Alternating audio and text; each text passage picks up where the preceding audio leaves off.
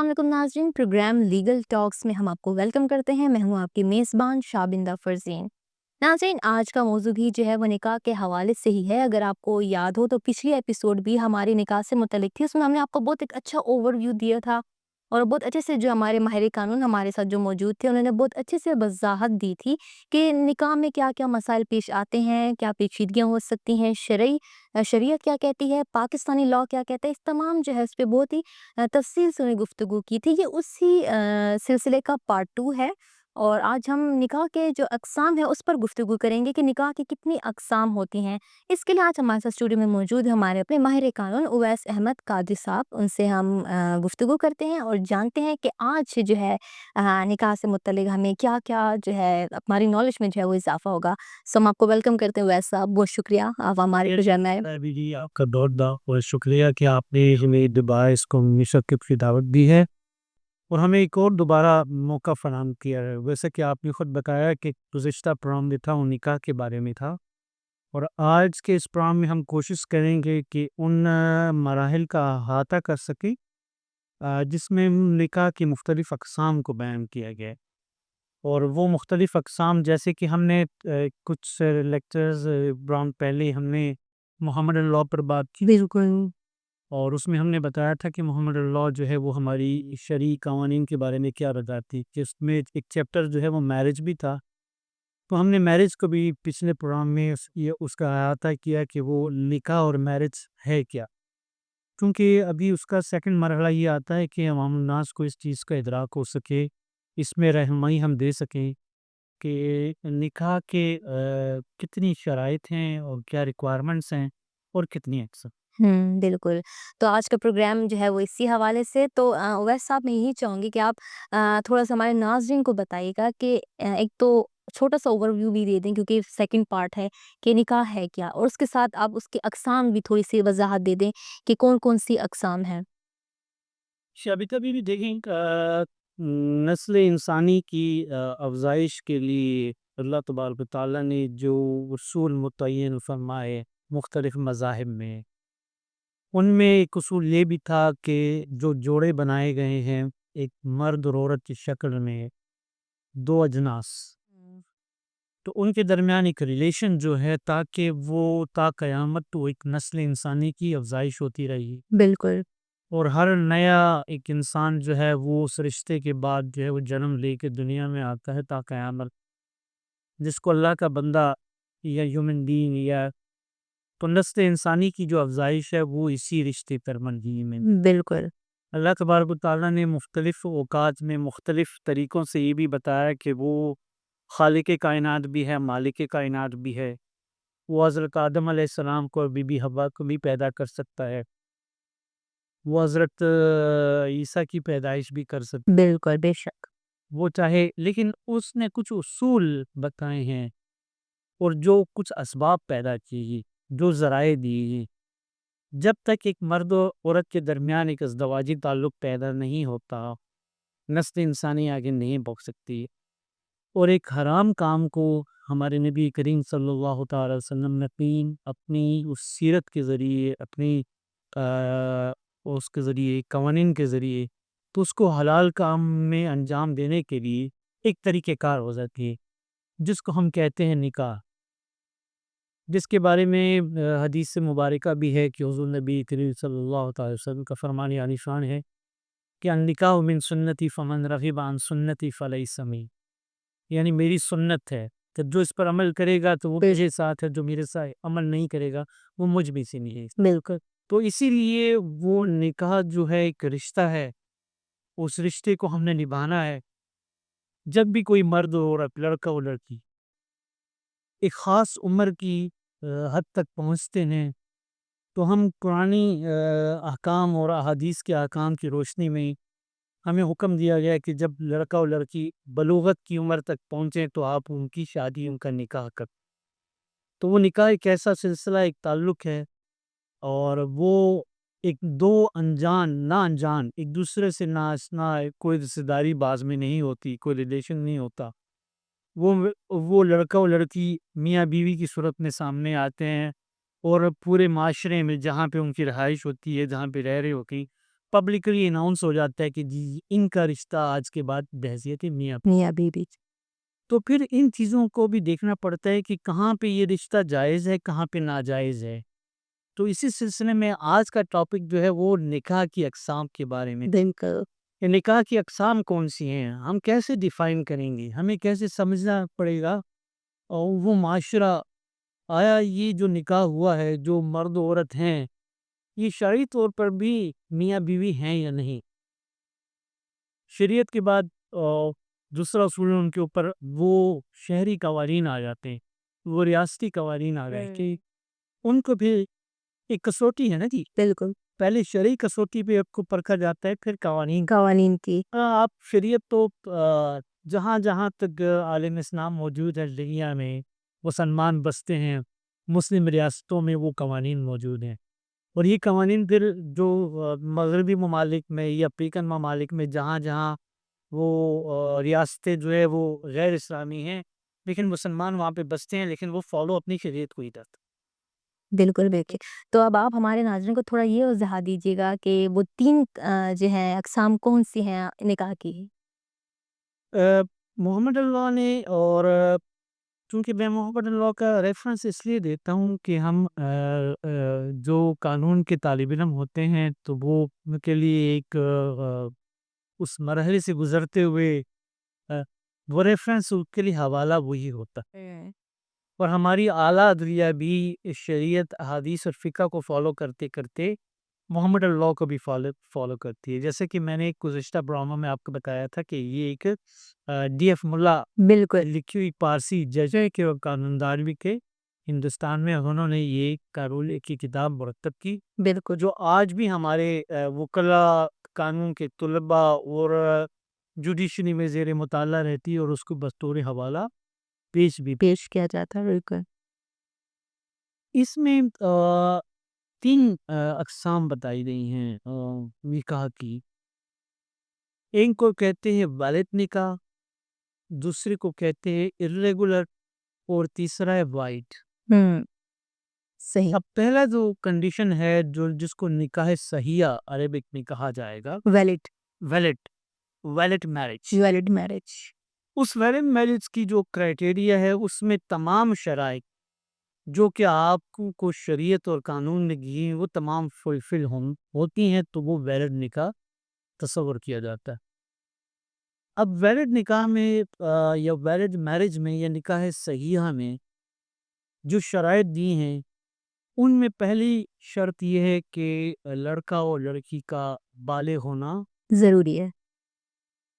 پھر دوسری شرط اس میں یہ ہے کہ بالغ تو ہیں, آیا وہ صاحب عقل بھی ہیں, دماغی طور پر کسی مرض میں مبتلا تو نہیں. پھر دوسرا اس میں یہ دیکھا جاتا ہے کہ وہ ایک نشست میں ہیں, مطلب آمنے سامنے. جی آمنے سامنے, یہ ایک ہی جگہ پہ ایک ہی بلڈنگ چھت کے نیچے, اور دوسروں کے درمیان ایجاب و قبول بھی ہے, زبردستی تو نہیں ہے کسی پہ, نہ خاتون پہ یا مرد. بالکل. تو ان کے درمیان آپس میں انڈرسٹینڈنگ, مطلب ایجاب و قبول تو اس وقت ہوگا. بالکل بالکل ایسا ہی ہے. انڈرسٹینڈنگ ہے, آپ لوگ اس چیز کو طے کر چکے ہوں گے کہ ہمارے درمیان ایک نکاح کا مرحلہ ہو رہا ہے. ایسا ہی ہے. تو دونوں عاقل و بالغ ہوں اور صاحب عقل ہوں, یعنی اس میں لونیٹک صحیح طور پہ کسی مرض کا شکار نہ ہو, کہ وہ بات کو سمجھ سکے کہ جس جگہ میں بیٹھا ہوا ہوں کس کام کے لیے میں بیٹھا ہوں. اب بیٹھا سوچ کے کچھ اور آیا اور آپ نے اس کو زور زبردستی نکاح کے لیے بٹھایا ہوا ہے, بالکل. اس کی کنڈیشن میں نہیں. دوسری بات اس میں یہ ہے کہ گواہوں کی موجودگی ہونی چاہیے, اور گواہوں کے لیے بھی وہی شرائط ہیں جو لڑکا اور لڑکی کے لیے شرائط ہے, متھے گن کا بھی بالغ ہونا اور صاحب عقل ہونا, ٹھیک. صحیح الدماغ ہوں. اب 2 مرد شادی کے لیے کافی ہیں, لیکن اگر 2 مرد اویلیبل نہیں ہے, کوئی ایسی جگہ ہے جہاں پہ آپ کو 2 مرد نہیں اویلیبل, میسر نہیں ہے اس نکاح کے وقت, تو پھر ایک مرد اور 2 عورتیں. اچھا. لیکن اس میں ایک اور کنڈیشن جو کہ آپ اس کو باہر نکال دیں گے, اگر آپ یہ کہتے ہیں کہ جی ہمارے پاس 2 مرد بھی نہیں تو ہم 4 عورتیں ہیں, دو عورتیں برابر ہیں ایک مرد کے، بالکل. تو آپ اس اصول کو یہاں پہ اپلائی نہیں کریں گے اچھا. کہ 4 عورتیں آپ نے بطور گواہ پیش کر لی، یہ وہ اس کی کنڈیشن نہیں، یہ ریکوائرمنٹ نہیں پوری ہوتی ویلڈ میرج کے لیے. اچھا. دوسری یہ ہے کہ ان کے درمیان کوئی ایسا اور چیز نہ ہو، کوئی رشتہ ایسا نہ ہو، تو یہ اگر کنڈیشن پوری کر لیتے ہیں تو اس کو اب ویلڈ میرج کہا جاتا ہے. اور ویلڈ میرج میں وہ نکاح صحیحہ، اور اس میں بیوی جو ہے وہ تمام حقوق کی حقدار ہو جاتی ہے جو شریعت نے اس کے لیے مقرر کی ہے. جیسے اس کا حق مہر ہے، جیسے اس کا نان و نفقہ ہے. نان نفقہ مطلب اس کی ماہانہ اس کے کچھ اخراجات بیداریاں جو شوہر کے ذمہ ڈالی ہوئی ہے. بالکل. اس کے ساتھ ساتھ خدا نخواستہ اگر شوہر کی وفات ہوتی ہے تو اس وفات کے اوپر جو ہے اس کا حق بن جاتا ہے، اس کا حق مہر، اس کا ترکہ اور اس کی وہ عدت گزارنے کی بھی پابندی جاتا. اچھا. اور فار ایگزامپل اگر ایسا ہو جاتا ہے کہ اس میں سے کوئی ایک بھی میاں کی طرف سے یا بیوی کی طرف سے وہ چیز فالو نہیں ہوتی ہے تو وہ پھر irregular کنسیڈر ہوتی ہے. پھر اس کو irregular marriage میں اچھا. ٹھیک ہے. علیحدہ کنڈیشنز. اچھا اچھا. تو یہ اب سیکنڈ قسم یہی ہوگی irregular میرج. جو ویلڈ نہیں ہے، اگر وہ نکاح صحیحہ نہیں ہے تو پھر آپ کہیں گے یا تو وہ irregular ہے یا وائڈ ہے. وہ صحیح ہوگی یا غلط ہوگی.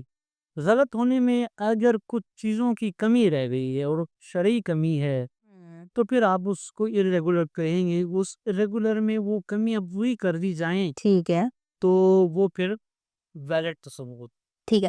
تو قرآن و حدیث جو ہے مطلب کہاں کہاں پہ یہ مطلب کہا جاتا ہے کہ یہاں پر جو ہے آپ کی میرج irregular ہو رہی ہے یا اب آپ کو یہاں پہ کوئی قانونی ہیلپ چاہیے تو یہ کہاں پر ایسا ہوتا ہے جہاں پہ ایک میاں بیوی جو ہے وہ قانونی ہیلپ لے سکتے ہیں یا پھر قرآن و سنت کی ہیلپ لے سکتے ہیں؟ اگر جو شرائط ویلڈ میرج کے لیے ریکوائرڈ، جیسے وہ لوگ بالغ نہیں ہیں، وہ فاتر العقل ہیں، مینٹل وہ کی کوئی ایسی ڈیزیز ہے جس کا وہ شکار ہے، یا گواہ موجود نہیں ہیں، یا اس کے علاوہ ایسی بات ہے کہ وہ مرد جو اس نکاح میں شامل ہو رہا ہے اس کی پہلے سے 4 بیویاں موجود ہیں، اچھا. تو 5th وائف جو ہے وہ irregular میرج میں شمار ہوتی. ٹھیک ہے. نکاح گواہوں کی غیر موجودگی میں وہ بھی irregular میرج میں شمار ہوتی. یا ایسا نکاح جس میں کوئی رضائی رشتہ شامل ہو یا بیوی کے رشتہ داروں میں سے کوئی رشتہ دار بیچ میں شامل ہو اور وہ آپ اس کے ساتھ شادی کریں تو وہ بھی irregular میرج شمار ہوتا. تو اس کے حوالے سے فقہ کیا کہتا ہے؟ اگر ہم فقہ تو یہ ہمیں بتا رہا ہے کہ آپ جب بھی نکاح کے لیے جائیں گے تو آپ کو یہ دیکھنے کی ضرورت ہے کہ آیا یہ تمام شرائط جو شرائط ایک ویلڈ میرج کے لیے وہ پوری ہو رہی ہیں کہ نہیں. مثال کے طور پر گواہوں کی غیر موجودگی ہے تو گواہوں کی غیر موجودگی میں وہ نکاح تو ہے بالکل. لیکن وہ نکاح ویلڈ نہیں ہے، irregular ہے. آپ نے جب ان نکاح میں ان گواہوں کو شامل کر دیا یا ان کو بیچ میں گواہ بنا لیا تو وہ آپ کی irregular سے ویلڈ میں کنورٹ. اچھا. اگر وہ بچی نابالغ ہے، یہ دونوں نابالغ ہیں اور ان کی شادی ہو رہی ہے مائنورٹی میں بلوغت سے پہلے، جب وہ نابالغ ہیں تو وہ بلوغت کے بعد وہ ریگولر ہو جائے گی. irregular سے وہ ریگولر میں چلی جائے گی، بیلک ہو جائے گی. دوران عدت نکاح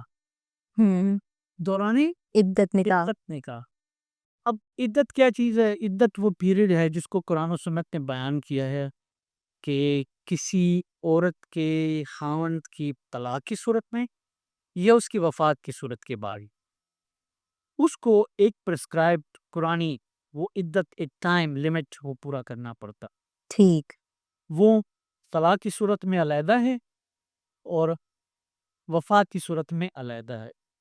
تو وہ یہ پیریڈ، اگر یہ پیریڈ کمپلیٹ نہیں ہوا، اس کے پہلے شوہر سے طلاق ہوئی اور وہ ان تک پیریڈ کی پورا نہیں ہوا اور اس دوران وہ جا کے دوسری نکاح میں بیٹھتی ہے اور وہ دوسرے نکاح میں شمولیت بحیثیت بیوی کرتی ہے، تو وہ یہ irregular ہوگی. اچھا. اس کے اوپر کچھ عدلیہ کے فیصلے بھی سامنے ہیں، کچھ نے ان کو وائڈ بھی کہا ہے. اچھا. اب irregular جو ہے اس کو ہم اردو میں کہتے ہیں فاسق. فاسق.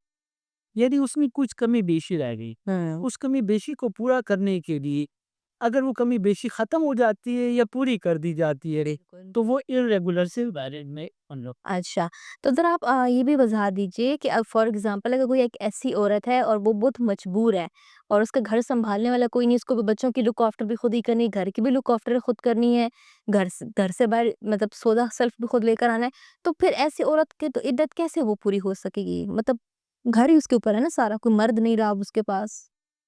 دیکھیے بات یہ نا، ہم نے تو فالو کرنا ہے قرآن و سنت. جہاں پہ اگر وہ ایک مرد کا سہارا لیتی ہے تو سب سے بڑا جو سہارا ہے وہ تو اللہ تعالیٰ کی ذات ہے. وہ اللہ تبارک تعالیٰ کی ذات ہے. وہ ذات جو ہے وہ جب آپ کو سنبھال سکتی ہے، آپ کے بچوں کو بھی سنبھال سکتی ہے، بالکل ایسا ہی ہے. تو بعض دفعہ ایسی مجبوریاں سامنے آ جاتی ہے، ان مجبوریوں کو سامنے رکھتے ہوئے وہ اس عورت کو اس میرج میں جانا پڑتا ہے. لیکن یہاں پہ تھوڑی سی مختلف فیصلہ جات میں اور مختلف فقہ میں یہ ہے کہ ان کے درمیان relation of husband and wife نہیں ہونا چاہیے. ٹھیک ٹھیک ٹھیک صحیح. مطلب یہاں پر جو ہے تھوڑا سا آپ کو اگر ہم چاہیں تو قانونی ہیلپ بھی لے سکتے ہیں. اگر آپ کو سمجھ نہیں آ رہی ہے، اگر آپ پھنس گئے ہیں، آپ کشمکش میں ہیں کہ اب مجھے کیا کرنا چاہیے، تو بے شک ہمیں قانونی ہیلپ لینی چاہیے، قرآن و حدیث سے ہیلپ لینی چاہیے. اسی پر ہم مزید بات کرتے ہیں، لیکن ایک چھوٹی سی بریک کے بعد، بریک سے واپس آتے ہیں، پھر بات کرتے ہیں.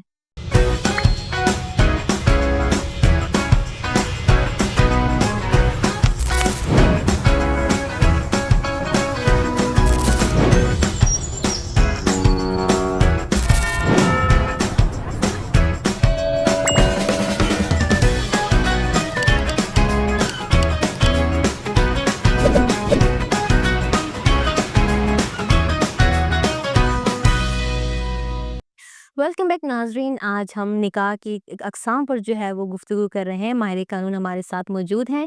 ہم وہیں سے اپنا سلسلہ شروع کرتے ہیں جہاں ہم نے بریک سے پہلے جو ہے اپنی گفتگو چھوڑی تھی. تو ہم بات کر رہے تھے irregular میرج کے حوالے سے.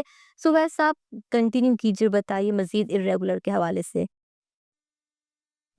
شابینہ بی بھی ایسا ہے کہ جیسے کہ ابھی تھوڑی دیر پہلے بریک پر جانے سے پہلے ہم اسی بات پر ڈسکس کر رہے تھے کہ نکاح کی 3 اقسام ہیں، اور ہمارا مقصد اور آپ کا مقصد یا اس چینل کا مقصد جو ہے وہ عوام کو اویئرنیس دینا ہے.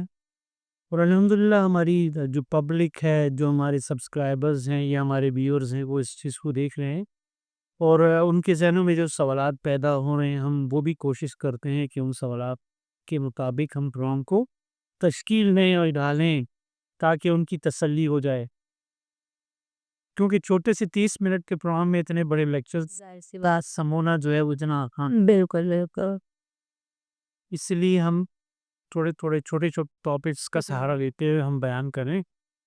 اور آپ کے سوالات کا جواب کی طرف آتا ہوں کہ جیسے کہ آپ نے کہا کہ میرج جو ہے وہ اگر وہ ویلڈ نہیں ہے تو ان میں کیا کمیاں رہ جاتی ہیں، جن کمیوں کو شریعت جو ہے وہ کہتی ہے کہ نہیں، یہ نکاح صحیح نکاح نہیں ہے، فاسد ہے.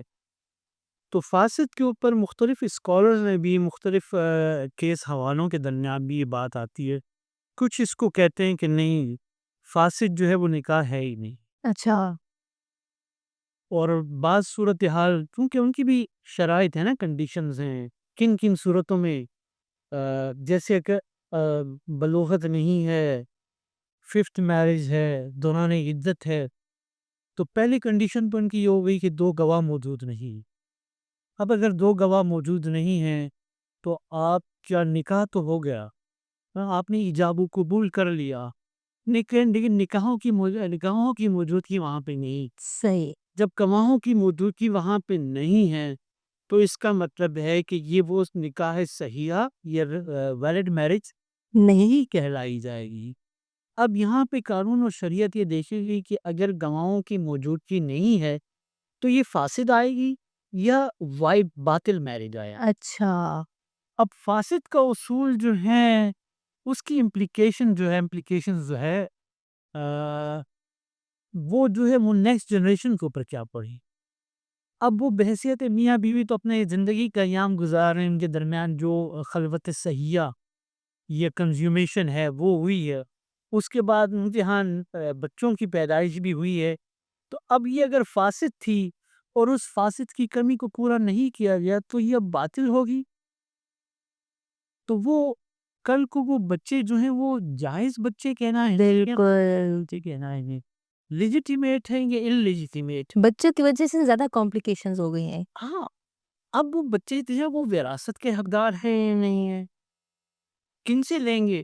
بہت پیچیدگیاں ہو جاتی ہیں. دوسری جو کنڈیشن ہے، اب اگر فاسد میرج تھی اور اس میں ان کے پاس گواہ موجود نہیں تھے اور انہوں نے بعد میں ایک اور نشست کی یا گواہ اس میں ڈال دیے، کوئی دستاویز لکھ لی اسٹیپ پیپر کے اوپر یا نکاح نامہ فل کر لیا اور ان میں اس وقت گواہ نہیں تھے، بعد میں ان گواہوں کو ایڈ کر دیا کہ جی ہماری فلانے تاریخ پہ یہ شادی ہوئی تھی اور ہم بحیثیت میاں بیوی رہ رہے ہیں، ہم نے ایجاب و قبول کیا ہے، لیکن اس وقت ہمارے پاس گواہ نہیں تھے. آج آپ یہ بطور گواہی یا تجدید نکاح کر لیتے ہیں کسی اللہ کے پاس یا عالم اسکالر کے پاس یا نکاح رجسٹرار کے پاس چلے جاتے ہیں اور وہاں پہ دو مرد عاقل و بالغ وہ گواہ موجود ہو جاتے ہیں تو وہ نکاح چھو پھر ریگولر میرج میں.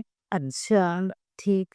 اب دوسری کنڈیشن یہ تو گواہوں کی غیر موجودگی اور موجودگی کے اوپر بات تھی. دوسری بات آتی ہے کہ 4 بیویوں کی موجودگی میں 5ویں شادی. اب شریعت نے ہمیں 4 بیویوں کی اجازت مرد کو دی ہوئی ہے قرآن میں. اب یہاں پہ شریعت کو ہم فالو کرتے ہیں اور ہم 4 بیویاں رکھتے ہیں، ہمارے اوپر کوئی بیوی دوسری شادی کے اوپر اپنا کوئی اعتراض نہیں کرتی، کوئی آبجیکشن نہیں کرتی، اور ہم ایک کے بعد دوسری کے بعد تیسری اور چوتھی بیوی جو ہے وہ ہماری لاسٹ لیمٹ ہے. ٹھیک. شرعن قانوناً نہیں، قانوناً جو ہے وہ پہلی بیوی سے دوسری بیوی پہ جاتے ہوئے آپ کو یونین کونسل، اپنی یونین کونسل جہاں پہ اس نکاح نامے کو ہم نے ریجسٹر کیا ہے وہاں سے اجازت لینے کی ضرورت ہے. اچھا. وہ سبجیکٹ جو آتی ہے permission of first wife. First wife.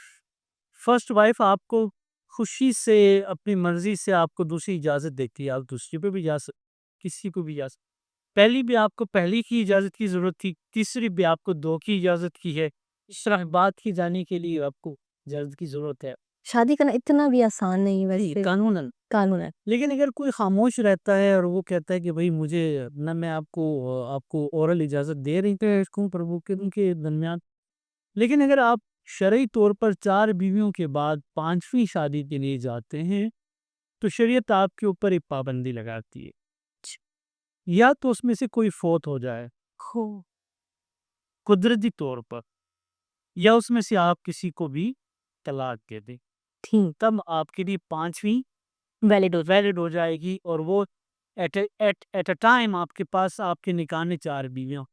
یہ نہیں ہے کہ آپ 4 دفعہ کریں 4 نہیں، ایٹ ونس، مطلب ایٹ اے ٹائم آپ کے نکاح میں 4 بیویاں ہوں، 5ویں نہ. 5 اب یہ تو نہیں ہے نا کہ آپ نے بالکل بھی. کر دی، آپ پہلی بیوی کو شوٹ کر رہی ہیں. یہ طلاق دے دیں. جی. تو 5ویں جو ہے وہ اس میں جو ہے وہ اگر وہ آپ کریں گے تو جب تک وہ نہیں ہوگی وہ آپ کی irregular میرج تصور. ٹھیک. آپ نے پہلی یا دوسری یا تیسری کسی کو بھی آپ نے ڈائیورس کر دیا یا وہ اپنی مرضی سے آپ کو چھوڑ کے چلی گئی تو وہ 5ویں جو ہے وہ آپ کی ریگولر میرج کا. ٹھیک ہو گیا، صحیح ہو گیا.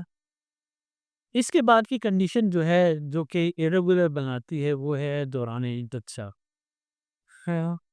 اب عدت جو ہے وہ عورت کے اوپر، یہ عورت کے نے وہ ٹائم پیریڈ گزارنا ہے ہسبینڈ کی ڈیتھ کے بعد یا طلاق کے بعد. ٹھیک. طلاق کے بعد کے تو ایام جو ہے شریعت نے بیان کیے ہیں کہ 3 طہر، مطلب 3 ماہ. 3 طہر، 3 پاکی کے وہ دی अच्छा, 3 पीरियड्स हैं, उसमें वो कमरी महीने शामिल होते हैं। ठीक, ठीक।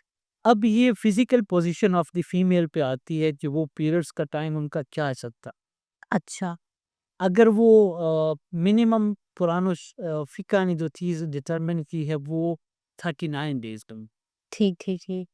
3 days 10 days, 3 days 10 days, 3 days 10 days. लेकिन ये आपका जो मौज़ू है लगता है ज़रा थोड़ा-सा तवील होगा, इस पे गुफ्तगू करते हैं, लेकिन यहाँ एक छोटी-सी ब्रेक लेते हैं, वापस आके यहीं से कंटिन्यू करते हैं, हमारे साथ रहिए।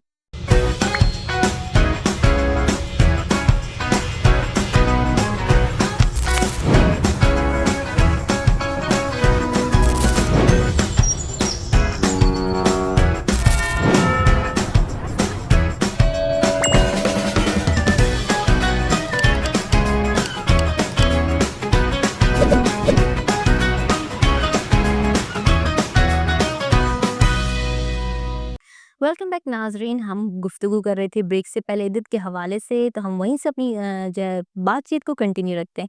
तो जी उवैस साहब, आप कुछ बता रहे थे इद्दत के हवाले से? शबीना बीबी, जैसे कि हम ब्रेक पर जाने से पहले बात कर रहे थे कि जो इर्रेगुलर मैरिज की एक रिक्वायरमेंट ये भी है कि वो औरत जो कि दौरान इद्दत शादी करती है, तो इद्दत डेफ़िनेटली हमारे नाज़रीन के लिए बड़ा एक मौज़ू ऐसा भी है जिसको समझते भी हैं और बाज़ लोग नहीं भी समझते। मेजॉरिटी कन्फ्यूज़ होती है। और ख़वातीन, जैसे कि लास्ट की आपके सामने इमरान खान और बुशरा का सामने था, जिसमें इसी इशू के ऊपर सुप्रीम कोर्ट और हाई कोर्ट ने केसेस जो हैं वो पेंडिंग रहे, उनके खिलाफ एफआईआर भी करती है कि उनकी जो शादी की वो दौरान इद्दत। अब इद्दत को डिफाइन करने के लिए हमें कुरान और हदीस का रेफरेंस लेना पड़ता है। फॉर इद्दत जो है वो दो पीरियड्स को डिफाइन करती है, एक तलाक की सूरत में, एक वफात की सूरत में। ठीक, शोहर की जब वफात हो जाए तो उसके लिए कुरान पाक ने 4 महीने 10 दिन का टाइम दिया है, ठीक। 4 मंथ्स एंड इन 10। 10 डेज़। लेकिन अगर इस सूरत में दुल्हन की वफात हुई है और औरत जो है वो उम्मीद से है, हामिला है, प्रेग्नेंट है, उसके यहाँ बच्चे की विलादत होनी, तो बच्चे की विलादत का जो टाइम पीरियड शरीयत मुतय्यन करती है एक मेडिकल हिसाब से, वो 6 मंथ से लेके 1.5 ईयर्स, ठीक, 18 मंथ्स भी बनते। एक बच्चे की पैदाइश 6 माह के दौरान भी होती है, जिसको डॉक्टर मेडिकली हम कहते हैं मैच्योर बेबी है। बाज़ दफ़ा वो फिज़िकली पोज़ीशन बच्चे की भी अच्छी होती है, माँ की भी अच्छी होती है, तो मैच्योर इमैच्योर बेबी नहीं कि, बल्कि उसकी बर्थ बिफ़ोर हो सकती है। पीरियड हो सकती भी लिहाज। तो अब अगर वो औरत जो है जिसके हस्बैंड की डेथ हुई है और उसके यहाँ बच्चे की विलादत जब होगी, उसके अंदर पीरियड उस वक्त ख़त्म होगा।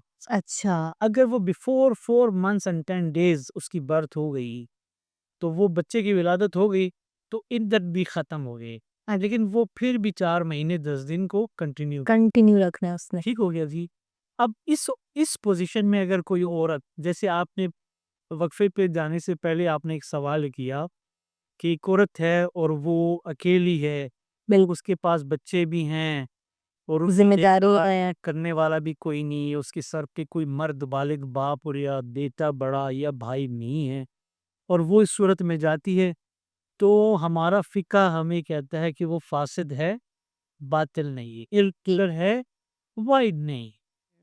तो जो ही उसकी इद्दत पीरियड कंप्लीट होगा, तो ये वैलिड मैरिज में कन्वर्ट हो जाएगा। अच्छा, अच्छा, अच्छा। दूसरी कंडीशन जो है वो है तलाक की सूरत। हुँ, तलाक की सूरत में उसने 3 तोहर, ठीक, 3 तोहर मतलब वो 3 पाकी के वो अय्याम उसने गुज़ारने हैं, तो ये कि अपने पीरियड से पाक होने के बाद हो। अब वो फिज़िकली पोज़ीशन पे डिपेंड करता है, तो मिनिमम टाइम जो हमारा फ़िक़्ह बयान करता है वो 39 डेज़ और ज़्यादा से ज़्यादा वो 90 डेज़ है। 90 डेज़। 3 मंथ्स, 3 ल्यूनर मंथ्स, कमरी महीने चाँद के। कमरी अच्छा, तो अब अगर इनके दौरान इस सूरत में भी वो, अगर वो औरत हामिला थी, उसके यहाँ बच्चे की पैदाइश होनी थी, یا ہونی ہے تو وہ عدت پیریڈ اس کی ختم ہو جائے گی برتھ پہ. اور اگر برتھ اس کی نہیں ہوئی اور یہ 3 مہینے گزر گئے بالکل تو وہ بچے کی پیدائش کا تو ایک پیریڈ 9 منتھس ہے نا, بالکل بالکل. تو وہ عدت اس کی اسی تک کنٹینیو رہی, اچھا بس جیسی بیبی کی برتھ ہو گئی عدت ختم, چاہے وہ پہلے ہوئی یا بعد. بعد میں ہوئی. ٹھیک. ٹھیک ہے جی. ہوں کیونکہ جب بچے کی پیدائش ہوتی ہے یا عورت خاتون ہے فزیکلی پریگننٹ ہوتی ہے تو اس سے وہ پیریڈز نہیں ہوتے. بالکل. ٹھیک ہو گیا جی. تو اب وہاں پہ تو پیریڈز نہیں ہیں تو وہ عدت کون سی عدت شمار ہوگی؟ وہ عدت شمار ہوگی اس کی برتھ آف دا بیبی. ٹھیک. تو اب اس دوران اگر ایک عورت شادی کر لیتی ہے تو قرآن اور ہمارا فقہ کہتا ہے کہ یہ فاسد ہے, باطل نہیں ہے, یہ irregular ہے, وائڈ نہیں ہے. تو جو ہی عدت کمپلیٹ ہوئی, بچے کی ولادت ہوئی, اس کے بعد جو ہے وہ irregular سے وہ ریگولر میں کر لو. ٹھیک ٹھیک ٹھیک. اس کے بعد ایک اور کنڈیشن آتی ہے اور وہ ریکوائرمنٹ ہے بیوی کے وہ رشتے ٹھیک. یا مرد کے وہ رشتے جن کو محرمات کہا گیا ہو, ان رشتوں میں آپ شادی نہیں کر سکتے. اچھا صحیح. ان رشتوں میں ہم شادی نہیں کر کر سکتے, وہ پروہیبٹڈ. اچھا اور وہ شادیاں جو ہیں وہ irregular کہلاتی. جیسے اپنی بیوی کی دوسری بہن, سالی, سسٹر ان لا, پر کرتے تو ہیں. سسٹر ان لا, ٹھیک ہو گیا جی. سسٹر ان لا یا اپنی بیوی کی بہن یا اس کی بہن کی بھتیجی, اچھا اچھا. بھائی کی بیٹی بھائی کی بیٹی. یا اس کی بہن کی بیٹی, بھانجی, پیٹرنل اس سائڈ پہ آ گئی, بہن کی آ گئی یا بھائی کی بیٹی آ گئی, کس کی؟ بیوی کی. تو ان دونوں کے ساتھ شادی بھی جو ہے نا وہ کہ ہے ریگولر. ٹھیک.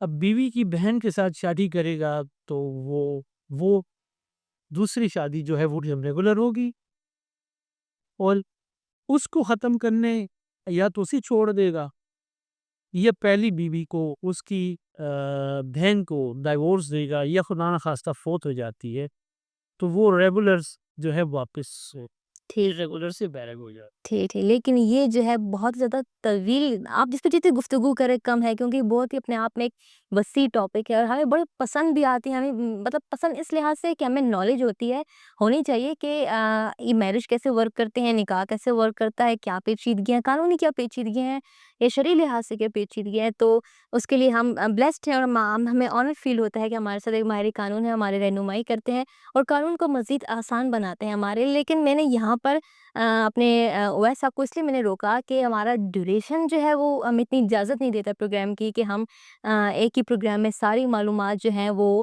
پرووائڈ کر سکیں. تو اس کے لیے آپ کو تھوڑا ویٹ کرنا پڑے گا اور انشاءاللہ ہماری آنے والے ایپیسوڈس میں آپ کو تمام معلومات جو ہیں وہ آہستہ آہستہ ملتی رہیں گی. یہاں پر آج ہم پروگرام کا اختتام کرتے ہیں. اسی نوٹ پر آپ کوئی بھی اپنی رائے رکھتے ہوں تو نیچے کامنٹ سیشن میں ہمیں ضرور بتائیے گا. انشاءاللہ نیکسٹ پروگرام میں پھر ملیں گے. اللہ حافظ.